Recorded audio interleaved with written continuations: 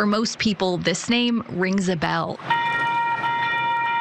After all the billboards, the business cards, and the bumper stickers. I've been a personal injury lawyer in the area for over the last decade. Now, Anh Phoong is going up against someone else whose name is synonymous with his signs all over Sacramento, real estate investor Ethan Conrad. If you become successful, you become a target. That's what he told KCRA in April in the midst of fighting 5 civil lawsuits filed by 5 different women in the span of about 5 months. I've got great text messages, threads that show I'm completely innocent, and you get these allegations with no supporting documentation or nothing to support it at all. In 3 of the cases, the women allege Conrad drugged their drinks, then sexually assaulted them. I believe these victims, and I want to fight for them. Have you handled cases like this before? How will this be different for you? Correct. Yeah, no, I have not. That is why, we're partnered up with the original attorney, which is John Garner. He has. She says she was moved to get involved after hearing from the women. I have courage to come forward. Here's one of them, an alleged victim, so we agreed to keep her anonymous. The first time I met him will be November 21st, 2022. She says after months of messaging on Facebook, Conrad invited her out to meet at his house first, then drive together to a nearby bar. But he didn't keep his words, The whole thing changed. Now, this is where her story differs from Conrad's, who has countersued, alleging extortion. He says they had consensual sex and that she then made up stories to demand hush money. I never lie. She says Conrad poured her a shot of tequila. Then she went to the restroom, and when she came back, she says he had already poured a second. Second shot, it didn't taste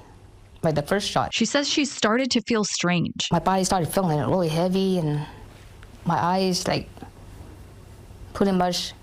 I'm pretty much blurry. Then the next day, she says she was sore. And I finally accept the fact that I got raped. By all means, I know this is not an easy thing to do.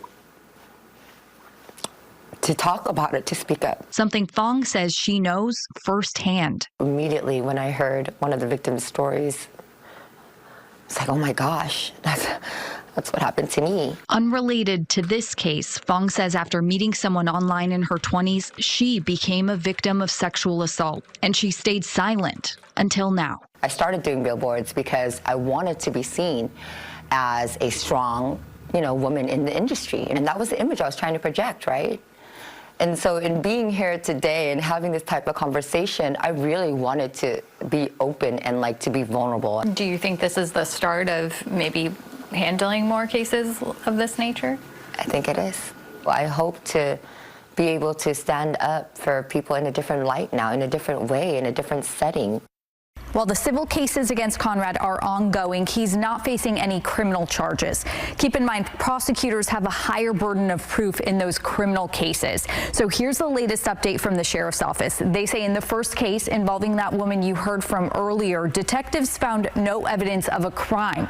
And they say the alleged victim lied about things related to the investigation. Detectives are still investigating 4 other cases. Back to you.